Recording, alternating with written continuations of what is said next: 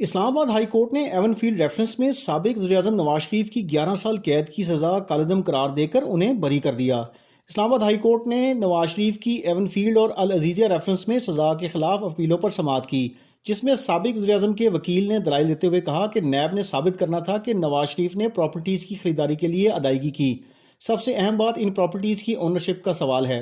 نہ تو زبانی نہ دستاویزی ثبوت ہے کہ یہ پراپرٹیز کبھی نواز شریف کی ملکیت رہی ہوں۔ بچوں کے نواز شریف کے زیر کفالت کا بھی کوئی ثبوت موجود نہیں۔ ان تمام چیزوں کو استغاثہ کو ثابت کرنا ہوتا ہے۔ کوئی ثبوت نہیں کہ پراپرٹیز نواز شریف کی ملکیت یا تحویل میں رہیں۔ امجد پرویز کے دلائل پر چیف جسٹس عامر فاروق نے سوال کیا کہ یہ سارا پروسیکیوشن کا کام ہے۔ اس پر امجد پرویز نے کہا کہ جی بالکل، یہ سب پروسیکیوشن نے ہی ثابت کرنا ہوتا ہے۔ کورٹ نے مفروضے پر سزا دی اور فیصلے میں ثبوت کی بجائے عمومی بات لکھی۔ عدالت نے کہا کہ مریم نواز بینیفیشل اونر تھیں اور نواز شریف کے زیر کفالت بھی تھیں۔ عدالت نے کہا کہ بچے عمومی طور پر والد کے زیر کفالت ہوتے ہیں۔ نواز شریف کے وکیل نے مزید کہا کہ لاہور ہائی کورٹ نے ایک نیب ملزم آئی بی کے سابق سربراہ بریگیڈیئر ریٹائرڈ امتیاز کو بری کیا۔ اس بنیاد پر بریت ہوئی کہ ملزم کی مبینہ جائیدادوں کی قیمت اور آمدن کا تعین کیے بغیر ریفرنس دائر کیا گیا۔ سماعت کے دوران امجد پرویز نے مریم نواز کی ہائی کورٹ سے بریت کا فیصلہ پڑھ کر سنایا اور کہا کہ اسلام آباد ہائی کورٹ نے احتساب عدالت کا فیصلہ کالعدم قرار دے کر مریم نواز کو بری کیا تھا۔ عدالت نے لکھا، استغاثہ کے موقف کو ثابت کرنے کے لیے کوئی ایک دستاویز موجود نہیں۔ جسٹس گل حسن نے کہا کہ اس عدالت نے ایک فیصلہ دیا کہ بے نامی کے لیے 4 مندرجات کا ثابت ہونا ضروری ہے۔ ان چاروں میں سے ایک بھی ثابت نہیں ہوتا تو وہ بے نامی کے زمرے میں نہیں آئے گا۔